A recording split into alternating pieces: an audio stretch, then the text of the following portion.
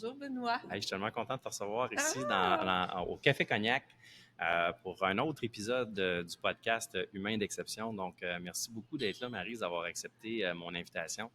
C'est Ben, un je, honneur, un privilège pour moi de passer du temps avec toi, avec la Maryse Gaudreault, je pouvais députée pas, ancienne. Écoute, je on va pouvais pas parler de plein de choses. refuser Ah, l'invitation d'un humain d'exception. ben mon Dieu, t'es tellement Non, mais gentil, c'est tellement vrai. fait. Merci. Maryse, évidemment, beaucoup de gens te connaissent, surtout ici en région de l'Outaouais. Écoute, tu as fait 14 ans comme député de la circonscription. C'est, oh boy, hein, la circonscription de Hull. Ouais. Donc, député de Hull, on va le dire plus facile de même, pendant 14 ans à l'Assemblée nationale. Tu as baigné dans la politique aussi avant ça.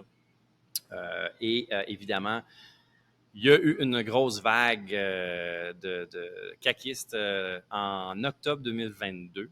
C'est là, je pense que si je me trompe-tu, c'est bien octobre 2022. C'est bien ça. C'est là que tu as perdu ton rôle, ton poste, ton bébé peut-être même. C'est quelque chose que je sais que tu étais une passionnée. Tu l'es encore une passionnée de politique. Tu me disais avant qu'on commence l'enregistrement que tu écoutes encore même l'Assemblée nationale, les périodes des questions, tu regardes encore ça. J'étais comme, wow, OK, la fille est pas en politique, mais elle écoute ça pareil. Donc, je veux qu'on revienne là-dessus, évidemment. Je veux qu'on parle de ton parcours politique. Je veux aussi, j'ai vu que tu es maintenant la présidente du CA de la CCN. Donc, ça, c'est wow. Ça, c'est un autre beau accomplissement. Je me suis posé la question quand je l'ai vu, si c'était-tu la première femme ou il y a déjà eu des femmes avant dans ce poste-là? C'est la première femme présidente Présidente. du conseil d'administration, puisqu'il y a déjà eu Marie Lemay, si les gens se OK. souviennent, mais Marie était la première dirigeante. OK. À l'époque de Marcel Baudry, Hey, Monsieur Baudry, à oui. l'époque, il cumulait les deux fonctions, OK. président du CA et premier dirigeant. Après son règne, parce Ouais. qu'il a été là Ah longtemps, ouais, elle était là longtemps. on a séparé les deux. OK. Fait que là, maintenant, il y a quelqu'un qui dirige la CCN et il y a un président, présidente du CA. Tout à fait. Maintenant. Première femme francophone. Quand même. Alors, je suis très Quand contente. même, wow. J'ai C'est une belle petite fierté quand même. Je veux dire, la première femme présidente, c'est sharp. Ouais. Puis, il y a quelqu'un qui me dit, puis là, j'ai pas tout le détail, fait que tu vas pouvoir me le préciser. Ça se peut-tu que tu as été aussi, voyons, moi tu le dis, tu représentais les femmes en politique à l'international ou quelque chose comme ça, à un moment donné, là, il y a quelqu'un qui me glissait ça entre les branches, me trompes-tu? Ah oui, j'ai été pendant 8 ans impliquée au sein du réseau des femmes de l'Assemblée parlementaire de la francophonie et j'ai assumé la présidence pendant 4 ans. Quand même. Alors, ça m'a permis de rencontrer des femmes extraordinaires de partout dans l'espace francophone. On parle de 80 pays et 80 pays, quand même. Alors, et ce qui est extraordinaire, c'est qu'on vit toute la même chose. Ouais, qu'on soit au Vietnam, qu'on soit au Cap-Vert ou à Madagascar, on vit toute la même chose. Oui. Fait que toutes autant les femmes que les hommes, tous ceux qui sont en politique, ils vivent toute la même réalité. Ça, c'est sûr. Mais il y a une chose, par exemple, ici au Canada, on est choyé de par les moyens qui nous sont offerts pour pouvoir faire de la politique. Okay. On nous donne des budgets pour embaucher des gens et tout. Ailleurs, c'est pas de même dans tous les pays. Non, c'est sûr. Vraiment, on est chanceux. Wow, excellent. Puis, je reviens un petit peu à politique. J'ai envie de te demander pourquoi la politique? Pourquoi tu es tombé là-dedans? Comment ça a commencé? Raconte-moi le début de la carrière politique de Maryse Gaudreault, s'il te plaît. Moi, je suis arrivée ici dans la région en 1984. Okay. Et j'ai rencontré le père de mes enfants, je me suis mariée, je me suis établie dans le secteur du Dôme, puis je suis devenue la présidente de l'association des résidents du quartier du Dôme. OK, fait que c'est comme ça que ça m'a permis piqûre, de rencontrer... La piqûre, elle s'est passée là. Oui, puis c'est comme ça que j'ai rencontré Roch Cholette, qui était à l'époque le conseiller municipal de notre quartier. C'est vrai. Alors, oui, parce qu'avant d'être député, il était conseiller municipal. Exact. Et alors que mes deux filles étaient très jeunes, très, très jeunes, ils étaient venus me voir pour me dire « Je veux me présenter au provincial. Aimerais-tu me succéder comme conseillère? » Mais bon, mes filles étaient trop jeunes. Je trouvais que c'était trop tôt. Puis t'avais quel âge, toi, à cette époque-là?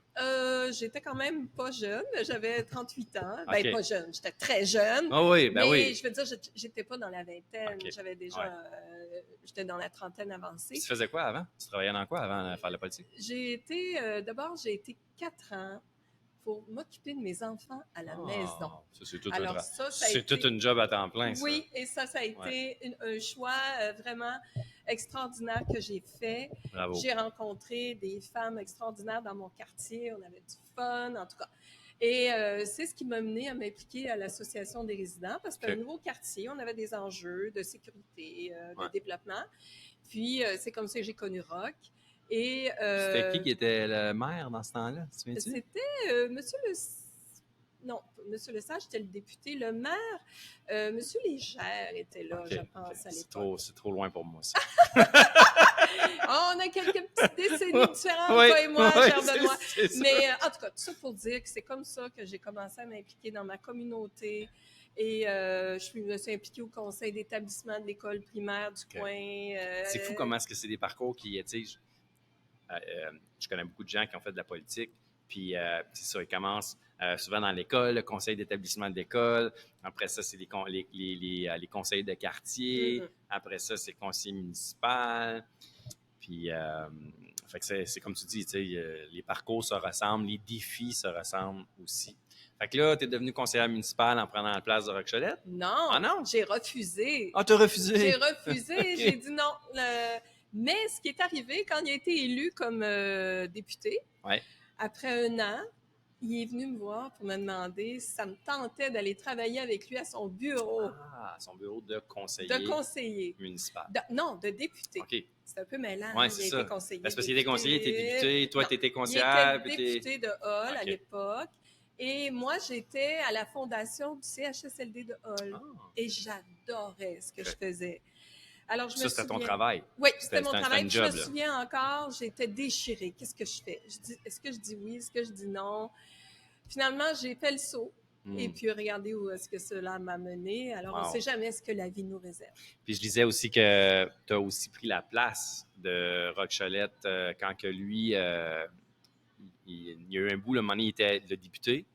Puis lui, il a perdu ou il a quitté? Il a quitté, puis c'est là que toi, tu as pris sa place. Fait que tu as suivi quand même le chemin de Roch-Cholette pendant une couple d'années quand même, tu sais. Dans le sens que tu prenais sa place, en fait, mais ça a-tu été comme... tu te coachais dessus, comme c'était comme un mentor un peu au début. Pourtant, il était plus jeune que toi. Tu sais, Roch est plus jeune, right? Oui. OK. D'abord, à ma grande surprise, Roch a laissé son poste de député à l'Assemblée nationale. C'était une bête de politique, Roch-Cholette. Il aime ça, la politique et tout. Alors ça, c'était imprévu. Et moi, quand j'ai vu ça, je me suis dit, bon, ben, je vais me trouver un job ailleurs. Parce que vous savez, c'est quoi un poste en politique, un travail en politique? Quand ton patron s'en va, tout le monde perd son travail. Ça, c'est spécial. Oui. Ça doit pas être facile pour autant le politicien, mais aussi les gens qui travaillent pour le politicien. C'est des gens qui sont passionnés aussi de leur travail, là, puis aiment ça. Là, puis du jour au lendemain, boum, ils perdent leur job. Et quand j'ai voulu partir, il y a certaines personnes qui étaient proches de nous, le comité exécutif et tout, de l'Association libérale de Hall, qui ont dit « Maryse, nous, on veut que ce soit toi qui se présente à sa place. » Ben, je veux dire, pour le poste de candidate dans Hall, une élection partielle. Il y avait 4 élections au Québec. C'était une élection partielle. Alors, les gros titres dans le droit, c'était « Elle passe de l'ombre à la lumière ». Ah oui, c'était ça. Mon Dieu, comme si tu étais dans l'ombre avant, tu sais. Ben, j'étais pas mal proche de Roch. On avait bien du fun.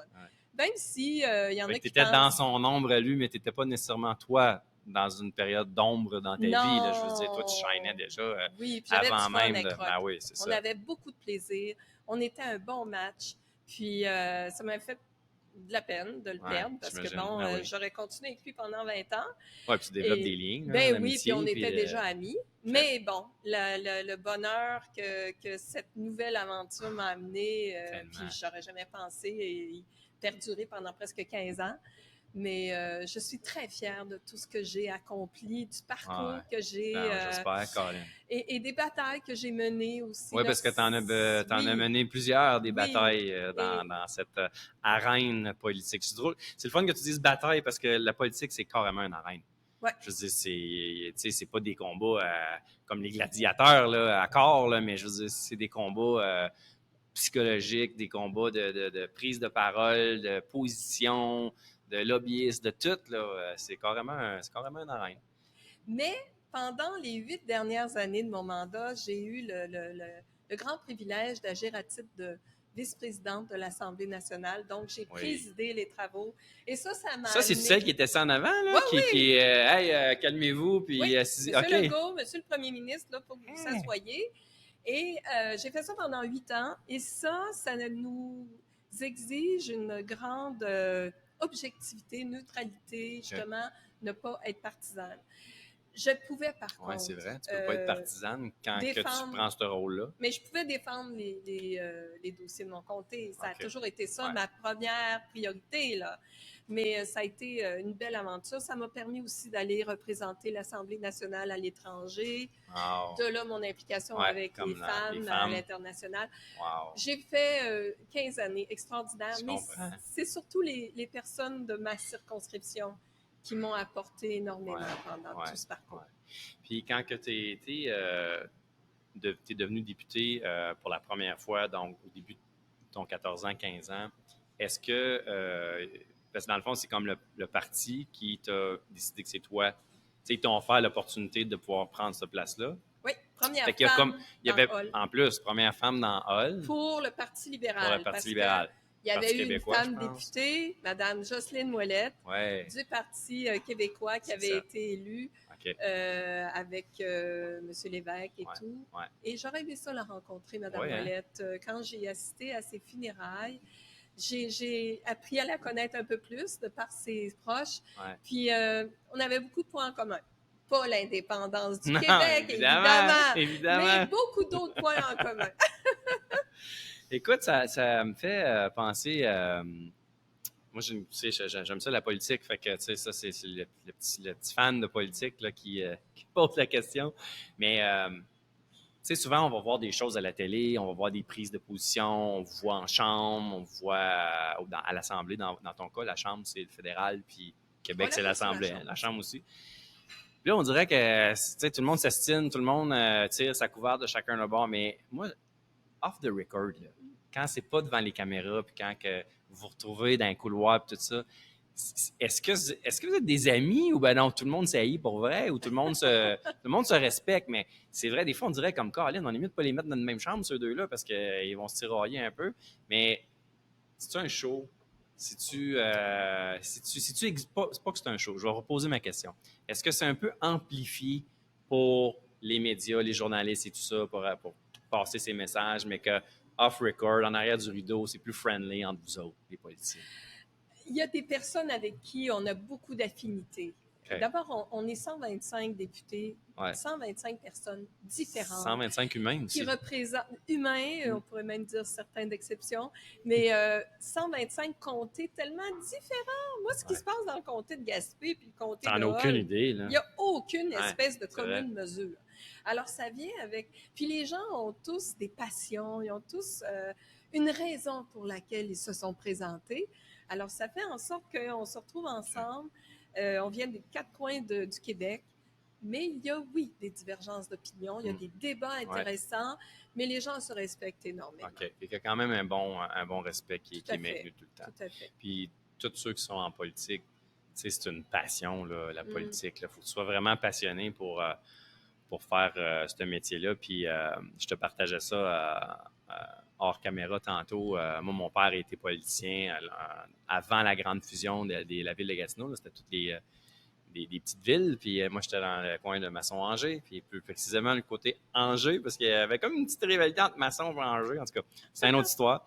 Puis mon père était quasiment ça, là, une dizaine ou une douzaine d'années. Je pense qu'il a fait 2 ou 3 mandats comme conseiller. Puis à la fin, il a tenté sa chance pour aller à la mairie de Masson-Angers à l'époque. Oui. OK. Je me souviens pas des noms des personnes qui se présentaient dans ce temps-là, qui était le maire, le nom, mais Montreuil. Je sais pas si Luc Montreuil, qui faisait longtemps qu'il était maire. Tu veux dire qu'il était conseiller? Non, Luc Montreuil était maire à ce moment-là. Là, il se représentait. C'était le maire sortant. Mon père, lui, se présentait contre Montreuil. Et c'était M. Maurice Bourbonnais, qui est le troisième candidat qui se présentait. M. Bourbonnais. Ouais. Les Traversiers. Oui, les Traversiers, exactement, qui était lui aussi conseiller municipal, si ma mémoire est bonne dans ce temps-là. Fait que les deux conseillers tentaient leur chance contre le maire sortant. Et fait que j'ai vécu comme, j'avais dans ce temps-là, je pense que j'avais 18 ans dans ce temps-là. J'ai vécu là, les grosses campagnes, la campagne électorale là, dans cave chez nous, avec les pancartes, avec le nom de tous les citoyens. Puis là, tu allais mettre un crochet ou un highlighter, puis toutes ces affaires-là. Écoute, j'ose juste imaginer comment ça devait être Mongol provincial.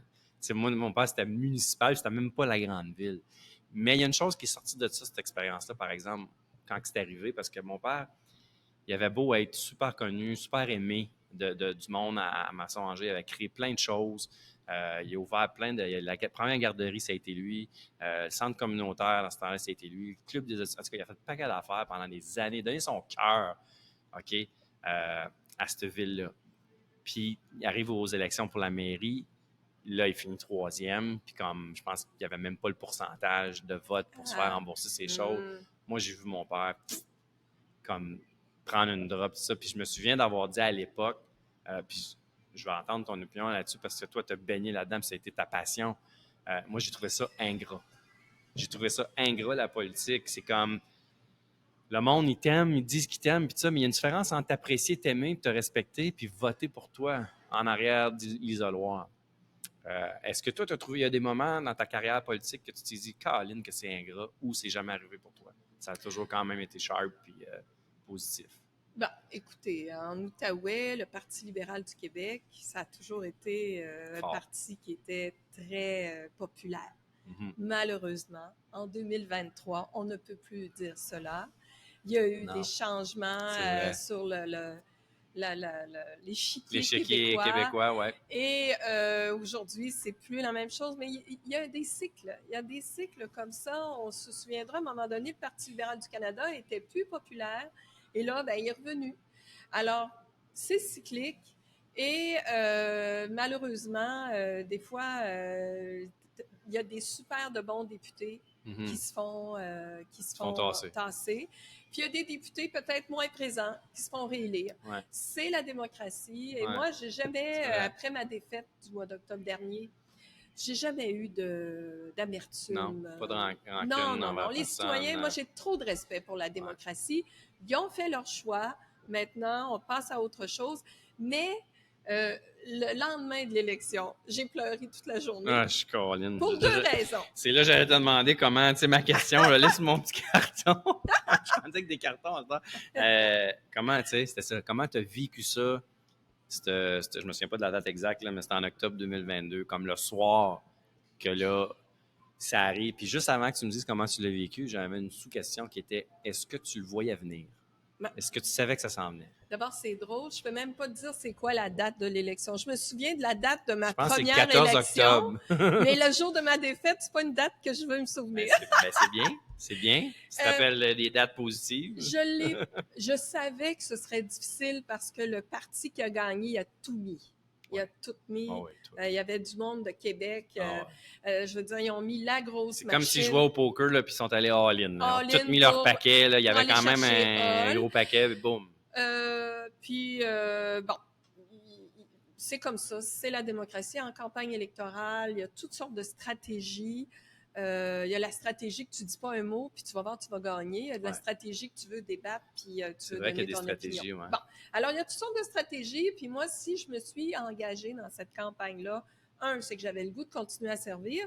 Deux, c'est que j'étais prête à perdre. Okay. On veut gagner, mais à un moment donné... Fait que tu étais déjà mindé, comme tu étais prête à perdre. Est-ce que tu penses que ça... prête à perdre, tu n'es jamais sûr de ce qui va se passer. Mais tu fightais comme tu voulais. Oui. C'est ça, tu as tout donné quand même. Campagne que j'ai toujours fait avec les bénévoles extraordinaires qui étaient là, qui sont là depuis le début.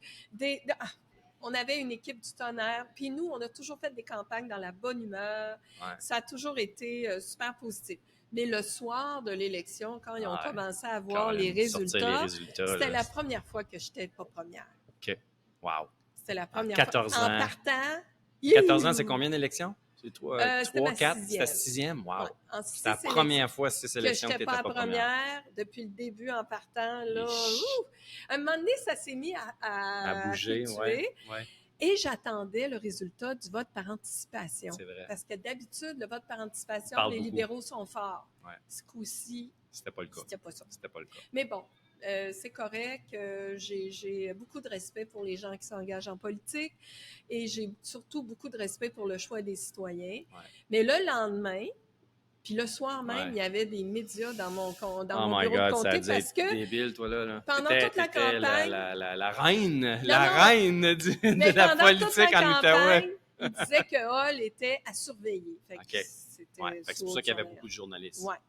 Mais le lendemain matin, j'ai pleuré toute la journée. Ça a fini à 16h. Parce que, je perdais mes proches collaborateurs. Je travaillais avec eux autres. Ils ont perdu leur emploi le soir en même temps que moi. Et aussi tous les messages que j'ai reçus de gens qui disent « Oh non, on travaillera plus ensemble. » beaucoup, hein? Fait que là, tu te remets à pleurer parce que c'est dur. Ça, c'est dur. Des deuils à faire. Fait que non seulement tu as ton deuil à toi à faire comme député, puis là, après ça, il faut que tu fasses le deuil de tous tes collaborateurs avec qui tu as travaillé, les bénévoles, tout ça. Est-ce que tu avais comme... Tu sais, tu dois avoir comme une espèce de sentiment de peine, tu sais, Colin, je trouve ça plate pour eux autres encore plus. Puis, tu sais, mais on a tout fait. Parce qu'eux autres, ils croient autant que toi, là, eux autres, là, quand ils sont dans la campagne, là, puis qu'ils sont bénévoles pour toi, mais c'est comme, ils ont le cœur, ils ont la politique sur le cœur, eux autres aussi, puis ils ont le comté, puis ils ont toi, ils font ça pour toi, là, tu sais, dans le fond. Ah, mais ça, c'est incroyable à chaque fois de se rendre compte à quel point les gens sont dévoués. Mais on a fait une bonne campagne, on a tout fait, alors on n'a pas le sentiment de regretter de ne pas avoir fait ça. J'aime ça. Il n'y a pas de regret. Non. Il n'y a pas de regret dans tout ça. Les citoyens ont parlé, on passe à d'autres choses. Puis tu sais, les citoyens ont parlé, mais moi, j'aimerais ça ouvrir une parenthèse par rapport à ça.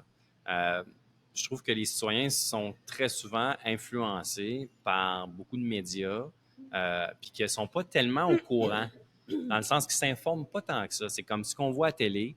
Ce que le TVA 18h puis 22h nous disent, c'est notre aiguille, c'est notre gauge. Et là, ça parlait beaucoup de la CAQ. Évidemment, on venait de se sortir d'une pandémie, puis Colin, la CAQ était aux nouvelles à tous les jours. À tous les jours pendant ce temps-là. Fait que, oui, je suis d'accord avec toi, puis je trouve ça beau que tu dises, les citoyens ont parlé, puis c'est ça, une démocratie, puis tout ça. Mais s'il n'y avait pas eu cette pandémie-là, puis s'il n'y avait pas le fait que la CAQ aurait été tout le temps... Parce que, tu sais, les gens, ils sont influencés par ce qu'ils voient, hein, que ce soit bien, que ce soit mal. Tu sais, souvent, il y avait une maudite adage en politique qui disait tout le temps « parle-en bien, parle-en mal » en même temps que tu en parles. Puis, il y a eu des élections que ça a été influencé beaucoup à cause de ça. C'est ce qu'on voyait, ce qu'on entendait. Ben, ça doit être lui qui est le bon. S'il n'y avait pas eu la pandémie, la CAQ tout le temps aux nouvelles, penses-tu que le résultat a été différent? L'élection a été différente, selon toi? Mais il n'y a personne qui peut dire... Tu peux dire ça, ouais. Moi, ce que je vois aussi, c'est les fameux sites de projection. Okay. Si la tendance se maintient, la députée de Hall, elle va se faire battre. Puis la veille de notre élection dans Hall, sur le fameux site Québec 125, la CAQ, le Parti libéral et Québec solidaire étaient nez à nez, les trois. Okay. Donc, moi, j'avais essayé de faire marcher, en tout cas d'influencer certaines personnes indécises qui me disaient, moi, je ne veux pas la CAQ, mais j'hésite entre vous puis Québec solidaire. Okay. Là, je leur disais, un vote stratégique, c'est si vous ne votez pas pour moi, il y a des chances que la CAQ gagne. C'est ça. Exact. Dans le fond, c'est des mathématiques. Hein? Ben oui. Alors, avec nez à nez la veille, ça, le vote stratégique, c'était foutu, ça ne marchait plus. Okay, mais peu importe. J'ai fait presque un quart de siècle en politique active. Et, un quart de siècle en politique active.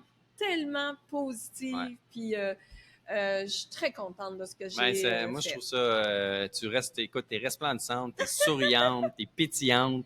Comme toujours, à chaque fois que je t'ai croisé, moi, je t'ai croisé souvent dans des événements d'affaires, tu sais, étant dans la communauté des affaires depuis quasiment 25 ans. Les politiciens sont souvent là. Puis toi, tu étais là, comme pas juste en campagne. Là. Tu étais là régulièrement. Je te voyais souvent. Il y a eu des lancements de différents projets entrepreneuriaux que je te voyais là aussi. Puis j'ai toujours trouvé que tu avais une personnalité splendide. Tu rentres vraiment dans la catégorie d'un humain d'exception en passant, par ta personnalité, par ton implication, par ton dévouement. Puis tu as dit, j'ai fait de la politique active pendant 25 ans. Moi, j'ai envie de dire aussi que tu as fait de la politique active et engagée pendant 25 ans parce que c'est correct d'être actif, mais des fois, tu en vois qui sont actifs, mais parce qu'il faut qu'ils se maintiennent actifs. Mais toi, ça paraissait que tu étais engagé, puis tu avais tes citoyens, puis tu avais ton monde, puis tu avais ton comté sur le cœur. Puis moi, je te dis bravo. Puis quand tout ça est arrivé, je me suis dit, ah, Colin, j'espère que ça ne l'atteignera pas, tout ce côté humain-là, ce côté de personnalité-là. Puis aujourd'hui, Colin, c'est évident que ça n'a pas eu. Ça a brassé un peu sur le coup, puis après ça, tu dis, ah, non, non, hey, c'est rien que. Ouais. Est-ce que ce passage-là, après la peine, tu te relèves de ça, puis tu dis, OK, ben là, on passe à d'autres choses, puis tout ça. C'est quelle leçon? Y a-t-il une leçon qui est ressortie de ça? Y a-t-il quelque chose, un apprentissage quelconque sur toi ou sur ta façon de voir la vie ou peu importe, qui est ressorti de ça? J'ai trouvé que j'avais bien fait ça. Wow! Qu'il y avait de la fierté. Oui, beaucoup. Mais j'ai réussi à garder un contact constant avec ma famille, avec mes amis. Wow. J'ai pu équilibrer tout ça. Ça, c'est important. Et je pense que c'est... C'est un méchant défi, ça. Oui, je me donne des petites tapes dans le dos. Une autre question que j'ai pour toi, dans tout cet univers-là de politique, l'arène politique et tout ça, il y a sûrement des forces comme humaines, tu sais, des traits de caractère, des forces de ta personnalité, des qualités que tu as développées. Y en a-tu comme vraiment, là, parce que tu as fait cette carrière-là, parce que tu as fait ce chemin-là, ça t'a aidé dans ta vie personnelle, ça t'a amené à grandir comme personne aussi dans ta vie personnelle? Ben moi, je pense que c'est le contraire. Ah oui? OK, j'aime ça. C'est nos qualités personnelles qui font que les gens continuent à nous élire, puis à nous aimer, puis apprécier qu'est-ce qu'on fait. Puis moi, je pense que c'était dans ma nature au départ d'aimer servir et de me dévouer pour les citoyens. Tu as toujours été comme ça, dans le fond, aimer aider, aimer servir. Ma mère tu as choisi la politique, mais tu aurais pu choisir plein d'autres. Si je pouvais refaire ma vie... Ouais. Mettons une baguette magique, on recommence. Je serais infirmière. Ah oui? Oui, ça c'est particulier. Même pendant le temps de la pandémie, là, que ça a été difficile. On en manque, là, ça aurait été parfait. Ça n'aurait pas manqué d'ouvrage. Je me suis rendu compte de ça dans ma vie de jeune adulte, que c'est quelque chose que j'aurais aimé. OK. Qu'est-ce que tu aurais aimé là-dedans? Être au chevet. OK. Aider. C'est ça, c'est toujours aider, accompagner, réconforter. Parce que être député, là, bon, vous nous voyez à l'Assemblée nationale et tout, mais c'est beaucoup du travail de travailleur social. Oui, c'est vrai, tu as raison. Les gens viennent voir dans vos bureaux puis vous comptez tous leurs problèmes, là, j'imagine. Avec des problèmes épouvantables. Tu te dis, mon Dieu, ça n'a pas de bon sens. Alors, puis tu veux les aider. Avec mon équipe, là, je pense à Sylvia, qui était mon bras droit, qui était une fille qui allait vraiment retourner toutes les pierres pour aider quelqu'un. À un moment donné, je disais, là, wow, là, on va arrêter, là, on a tout fait.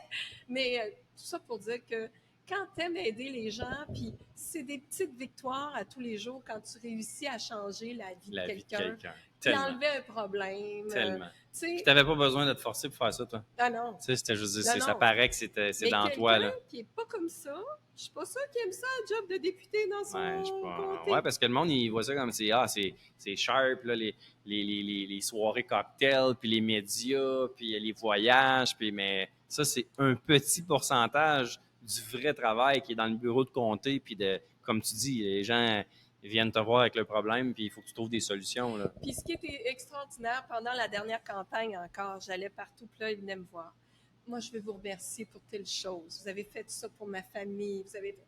Ça, là, c'est ta paix. C'est beau, hein, ça. C'est ça, ta paix. Ça fait du bien. Oui. C'est valorisant. Pas gagner en élection, puis pas être assez partisane, là, parce que pendant une campagne électorale, les candidats sont partisans.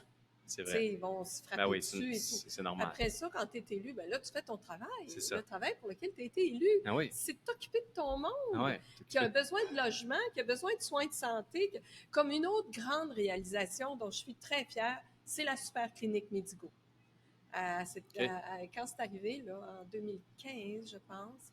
Écoute, tout le monde allait se faire C'est soigner laquelle, en Ontario. cette clinique-là? Celle au coin de Saint-Raymond, c'était Ah des oui, jeunes. oui. C'est Ah comme ouais. un Ah mini-hôpital. oui, c'est Je veux comme un dire, c'est mini-hôpital, extraordinaire. clairement. Ouais. Et là, il y a des milliers de personnes qui réussissaient à pouvoir consulter, rencontrer un médecin de famille. Pour moi, ça a été... Ouais. je veux dire merci à toute l'équipe de Medigo et Anne Gervais, Bravo, qui parce est un que médecin tellement engagé là, pour les citoyens. tellement. Puis écoute, la région ici en avait besoin. Puis il y en aurait besoin de d'autres parce que j'imagine que ça doit être rempli là, déjà. Puis, Oui, absolument. y a-tu un moment dans ta carrière politique que tu as eu le goût de lâcher?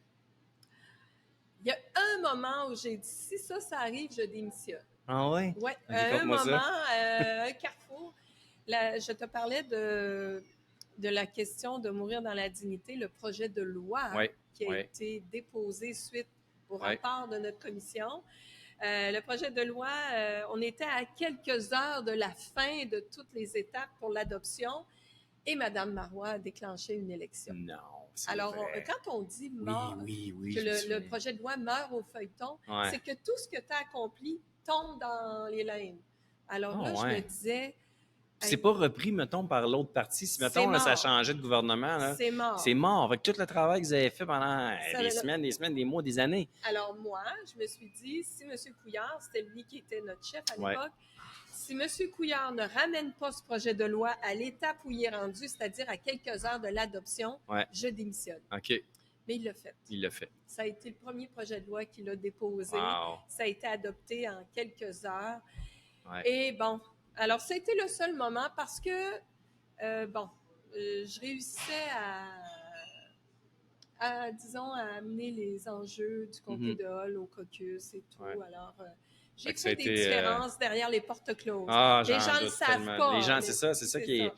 C'est ça qui est un petit peu dommage des fois de la politique puis de votre parcours, c'est qu'on voit pas tout. Nous, les citoyens, là, on voit pas tout ce qui est fait en arrière des rideaux, puis dans les couloirs, puis dans les négociations, puis tout ça. Puis ça serait, je pense que les gens réaliseraient plus le rôle, l'importance que les politiciens ont s'ils étaient au courant de plus de ces affaires-là.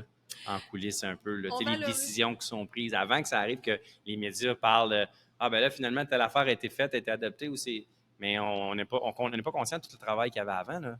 J'aurais un conseil à donner, c'est pas une critique, aux médias. Ils donnent beaucoup d'importance aux ministres. Les ministres, on sait tout. Les ministres. Mais il y a des députés qui font des choses extraordinaires. Et on devrait valoriser plus le travail des députés qui font une différence dans leur circonscription, qu'ils soient péquistes, solidaires, caquistes ou libérales. Il y a des députés qui font une grande différence dans leur communauté, puis on devrait les mettre en lumière. Pas juste quand ça va pas bien. Quand ça va bien aussi. Ben, totalement. On a dit tantôt, on a parlé de tes enfants tantôt, tu disais que bon, ils n'ont pas choisi. Mais si, mettons, tu avais un de tes enfants qui t'est arrivé et tu avais dit « Maman, moi, je vais aller en politique », qu'est-ce que tu aurais dit? Je dirais « Vas-y, fonce. Wow. » Tu fais une différence dans la société. Ouais. C'est pas vrai que c'est tout. C'est pas vrai que tu fais pas une différence. Tu as fait la différence. Tu as fait la différence. Et comme tu l'as mentionné, c'est pas toujours étalé sur la place publique, mais moi, je le sais. Ouais. Puis les gens qui ont été touchés par mon... Oui, eux autres aussi, ils savent. C'est ça qui est important. Alors, c'est tellement ça qui est important. Exactement. C'est ceux qui ont bénéficié de ton impact. Eux autres, ils le savent, puis c'est ça qui est important. Oui. Quel conseil donnerais-tu à quelqu'un qui veut se lancer en politique? D'abord, j'ai fait souvent des présentations dans les écoles secondaires, des cégeps et tout ça. C'est quoi la politique? La présidence nous donnait cette option-là. Okay. C'est sûr que si vous voulez devenir député, moi, je vous suggérerais fortement de vous engager déjà à vous impliquer au sein d'une formation politique parce que notre système politique est comme ça. T'es candidat d'un parti politique. Fait que tu t'impliques dans le parti, tu fais du bénévolat. Puis tu leur dis que tu vas être ton chemin. Oui, tu leur dis comme ça, eux autres, ils peuvent voir. Ils gardent à l'œil pendant une couple d'années, puis après ça, ils te donnent une chance. Parce que moi, je dis toujours, quelqu'un qui est un bon tribun, puis qui serait un candidat extraordinaire, ben, s'il ne se fait pas voir par des il n'y a pas de partis, chance. il ne sera jamais sélectionné, il ne sera jamais choisi. C'est comme un athlète olympique. S'il reste dans sa cour, il n'y a pas personne qui va l'amener aux Olympiques. Personne. Alors, puis, il n'y a pas de parti politique idéal. Ah, j'aime Le ça. parti politique parfait. J'aime ça, c'est ça. J'étais en train de me demander, vas-tu nous dire que le Parti libéral non, est non. mieux? Il n'existe pas le parti idéal, Non. mais... Il y a des pour et des contre dans chacun des partis, puis dans leur politique aussi. C'est ça. Mais il y a un parti qui va aller plus vers tes valeurs à toi. Alors, tu t'engages, puis tu vas te retrouver avec des gens qui ont les mêmes valeurs que toi au sein d'un parti. Par exemple, moi, j'étais au Parti libéral du Québec parce que je suis une fédéraliste. Ouais. Ben, on est tous des fédéralistes au sein du Parti libéral du Québec. Évident, ouais. Il n'y a pas d'ambiguïté. C'est ça. C'est comme au clair. Parti québécois. Ça mérite d'être clair. C'est clair. Ce sont des souverainistes. Moi, j'ai beaucoup de respect pour les gens qui ont des convictions puis qui les animent, qui vivent selon leurs convictions. Qui les défendent. Alors, on voit à l'Assemblée nationale, je dois vous faire un petit aveu, j'aime beaucoup Paul Saint-Pierre Plamondon. Ah oui? Je n'ai pas siégé avec lui, mais j'aime... c'est un jeune homme de conviction. C'est un gars de conviction, effectivement. Un homme intelligent. En tout cas, je l'aime bien. Je le regarde, comme je te disais, j'écoute toutes les périodes de questions. Ça. Et c'est intéressant que tu dises ça. Tous les discours des chefs, à tous les matins, je ne sais pas si les citoyens savent ça, mais les chefs font des conférences de presse qui durent une demi-heure à peu près, chacun. Tous les matins? Tous les matins qu'ils siègent, et ce sont les médias, les représentants des médias qui les questionnent. Okay. Alors, des fois, ils se font cuisiner, c'est serrer. Clair. Et c'est souvent ces points de presse-là du matin qui vont font les nouvelles le soir, puis la journée. Ils sont coincés. C'est ça. Souvent, ils savent pas. C'est ça qui est dommage. Les médias vont mettre toujours comme ce qui est négatif ou... c'est sûr que s'il y en a un qui se fait coincer, là, c'est sûr que là, il va passer aux nouvelles. Mais des fois, c'est positif aussi. Oui. Mais moi, mais des pas fois, assez, je trouve. Positif. Je trouve que des fois, c'est pas mal plus négatif que positif, on dirait des fois. Mais bon, ça, c'est mon opinion. Mon opinion personnelle. Là, écoute, c'est sûr qu'on a parlé de politique parce que tabarouette, ça a été ton monde pendant des années, mais puis c'était une grande passion. Mais Henri, vous avez passionné de quoi d'autre, autre que la politique? Ah, ben, beaucoup de choses. Beaucoup de choses. D'abord, moi, je suis une ornithologue. Ah oui? Oui, j'adore les oiseaux. Et j'ai des applications sur mon téléphone pour reconnaître leur chant et tout. J'aime beaucoup les oiseaux. Ah ouais, tantôt, tu me disais là, avant que je connecte toutes mes affaires, tu dis, moi, là, la technologie des affaires, là, moi, je connais tout ça. Ouais, moi, je connais rien là-dedans, mais là, elle a une application pour les chants d'oiseaux. Puis, hein? Mais ma plus grande des passions, moi, c'est la couture. Ah oui? J'ai pris des cours de haute couture chez Richard Robinson quand j'étais jeune adulte. OK. J'ai beaucoup cousu pour mes enfants quand elles étaient enfants. Mais là, aujourd'hui, j'ai 3 petits-enfants. Oh, wow. Alors, je fais de la couture et ma toute dernière passion, et c'est ce que je me destinais à ça. Je disais toujours, quand je vais être à la retraite, je vais faire ça. C'est des courtes pointes. Ah oui? Oui. Oh, wow. Alors, j'ai beaucoup de plaisir à offrir des courtes pointes aux gens que j'aime.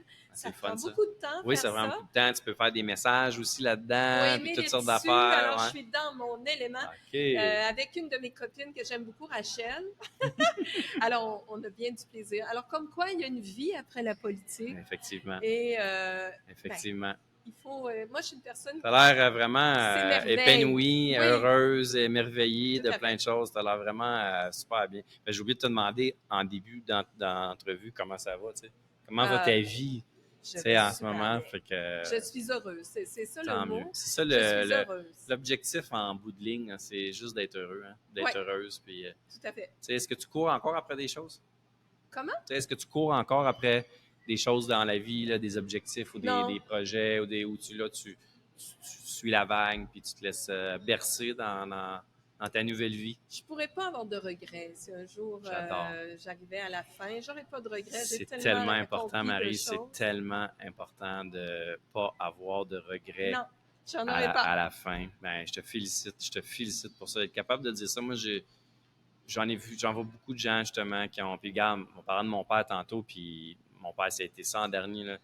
Il m'a partagé tellement de choses qu'il regrettait d'avoir fait. C'est plus des remords, mais c'était surtout des regrets des choses qu'il n'avait pas fait. Les décisions qu'il n'avait pas prises. Les actions qu'il aurait voulu faire, mais il a manqué un petit edge, un petit quelque chose. Fait que tu dises que maintenant, aucun regret. Moi, Non. je trouve ça magnifique. As-tu des rêves? As-tu un rêve qui n'est pas réalisé encore que tu aimerais réaliser? J'en ai pas mal réalisé de mes Ouais. rêves, je dois te dire. Puis, Wow. C'est beau. oui, c'est beau. ça. J'ai une vie familiale qui me comble, une vie amoureuse qui me comble. Comme je te dis, j'ai beaucoup voyagé. Ouais. Je suis heureuse. Je suis heureuse. Tu as réalisé tes rêves que tu voulais. Tu avais une liste, là, j'imagine. On a tout ça maintenant dans Bucket notre vie. list Là. il m'en reste plus beaucoup à faire, je veux dire. Bravo, Caroline. C'est ça, on appelle ça une vie épanouie, Caroline. Oui. Une vie pleinement réalisée. Réaliser, l'expression se réaliser pleinement, puis d'être épanoui pleinement. Tu te sens comme ça, là. Mais je veux pas avoir l'air prétentieuse. Non, pas du tout. Je suis une personne qui m'émerveille devant des petites choses. C'est ça. Et je pense que c'est ça le vrai bonheur. Mais c'est pour ça que tu es heureuse. Probablement. Parce que tu t'émerveilles pour des petites choses et tu es plus en mode appréciation qu'attente. Oui, tout à fait. Il y a une chose que je dis souvent, moi, à les gens que j'ai en coaching avec moi, c'est si tu changeais un petit peu, là, si tu transformais un petit peu de tes attentes en appréciation, voir comment est-ce que ta vie se passerait. Les gens ont beaucoup trop d'attentes envers eux-mêmes, envers les autres, puis sont souvent déçus. Puis la déception nous amène à la déprime ou à être déçu de soi-même s'il n'y a rien de pire que ça. Change ça tout de suite, transforme tes attentes en appréciation le plus souvent possible, puis tu vas te sentir beaucoup plus léger, beaucoup plus en paix avec toi-même, beaucoup plus heureux, heureuse, et c'est exactement ça que toi tu fais. Fait que bravo pour ça. J'ai une dernière question pour toi. Oui.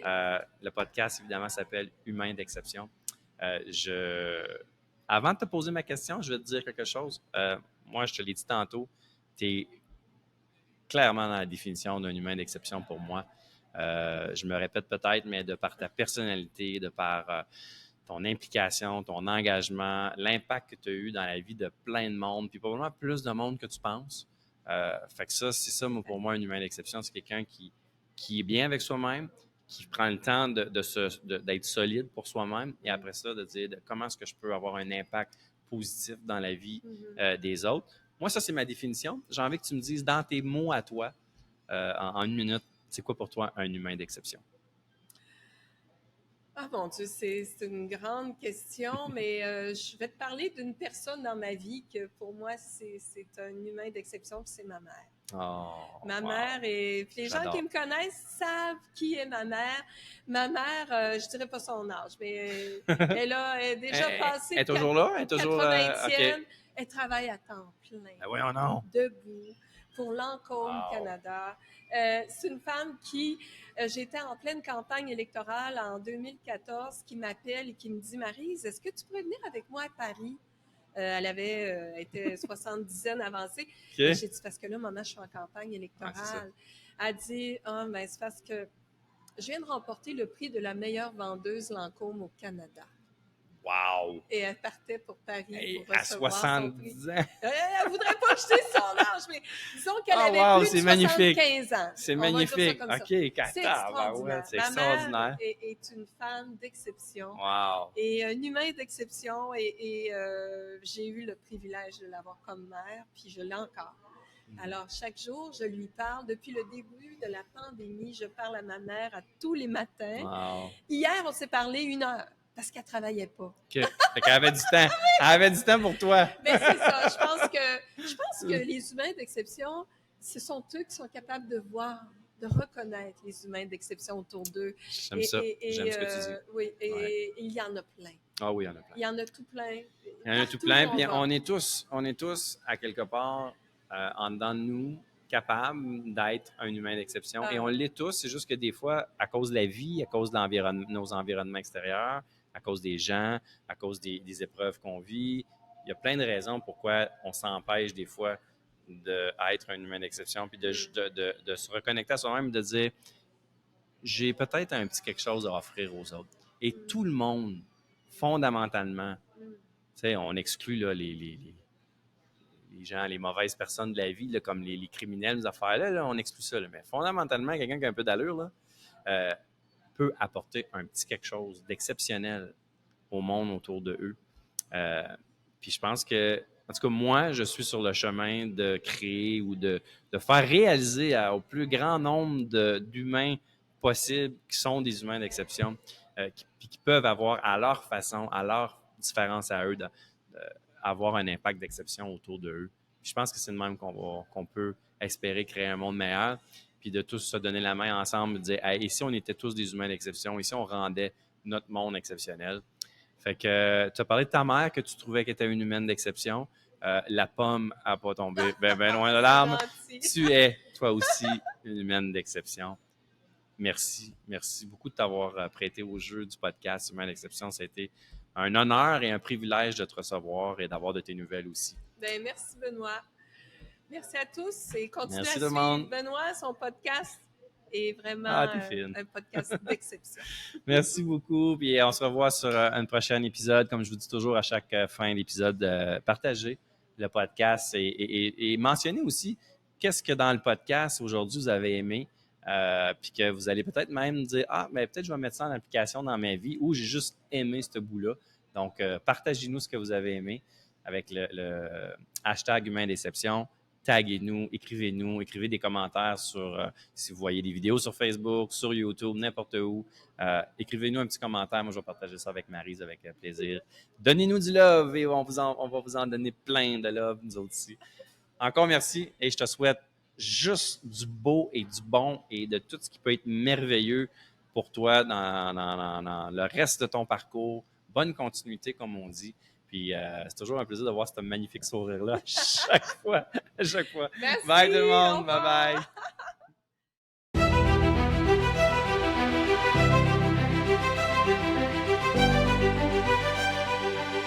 Nous sommes tous des humains.